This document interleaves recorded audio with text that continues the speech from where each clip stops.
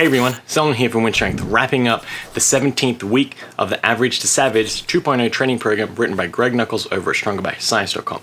Like usual, I'll leave links in the description below for both the program as well as the Stronger by Science website. I highly recommend checking out both resources, and I mean, it's only 17 weeks out of week 21 out of 21 weeks, but I can safely say that I would highly recommend anybody and everybody get that program. It's really cheap. It's only $5 and you get a lot for that amount of money. So we're at 17 weeks. That's about halfway through the third and final phase of the program.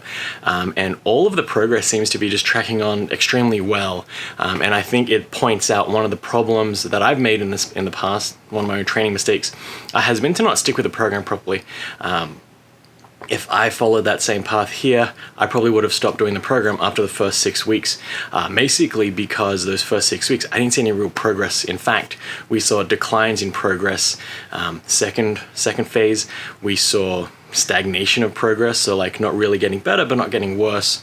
But now in this third and final phase, we're actually seeing significant progress, and we're only 3 weeks in, so it's tracking on to be a very good phase of the program. And that's kind of how most programs work. They're based on a structure that builds up over time, and you accumulate progress and you accumulate muscle strength and hypertrophy over a series of weeks and months. It's not something you get better in one day, and I mean, to base a program off of 4 weeks of results or progress that may or may not exist is really cutting that program short and not really giving it justice.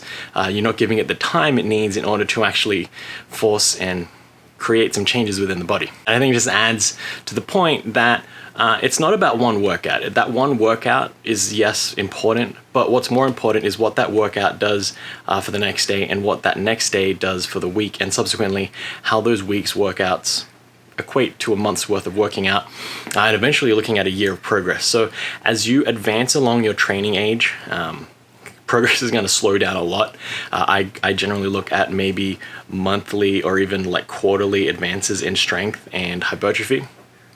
Whereas when you first start out, you're going to see changes week to week, month to month. You're just getting better every single day.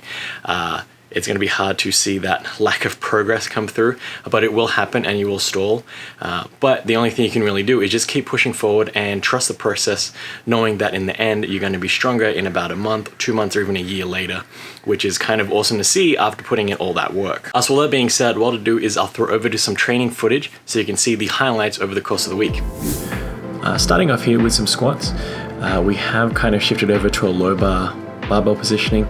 The high bar barbell position experiment kind of went out the window once the weight started getting heavy, and I reverted to my old squatting habit. So again, shows you that muscle memory plays a huge role here, so something to work on in the future. Nevertheless, something to keep an eye on is the balance on your feet, where your knees are tracking, as well as the angle of the upper back. I think my upper back angle is quite fine. What really is more of a concern here is the knees both wanting to come in. You can see on my right leg anyway, that knee that's facing the camera, it shoots in just a little bit, so wanting to focus on maintaining that outward foot drive, so we're kind of either spreading the floor apart or rotating those feet out, and that'll actually help with maintaining balance on the foot as well. Here we have some Z presses. Again, one of my favorite overhead pressing movements, just because it does eliminate that momentum that you can generate from the feet and the legs and really isolates your entire upper body. And I think this is helping to drive that stability in the overhead press. It is quite a significant drop in weight from what you can perform with the overhead press. And I do quite like those variants where you increase that mechanical difficulty so you don't have to really worry about adding more weight than necessary. That just helps to mitigate overall stress over the workout and maintain some recovery in the body, so you can keep pushing forward for the weight you actually want.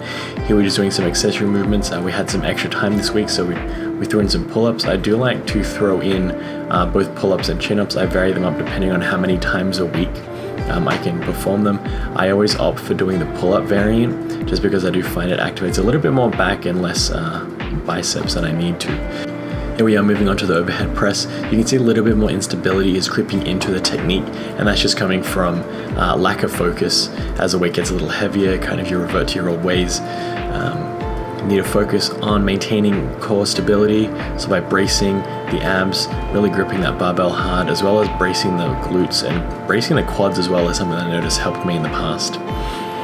that got supersetted with some safety squat barbell good mornings. I quite like to do them with the safety squat barbell, not for any reasons other than it's more comfortable on my shoulders, and if that helps me train longer and get more reps in, then that's going to be just fine. I don't think there's any extra advantage from mechanically wise, or you're activating more muscle mass here and there. I think it's just the fact that I'm able to work for a longer with the SS yoke barbell because my shoulders aren't in that externally rotated position, allowing me to just get heavier weights and perform more volume, which is going to be good overall.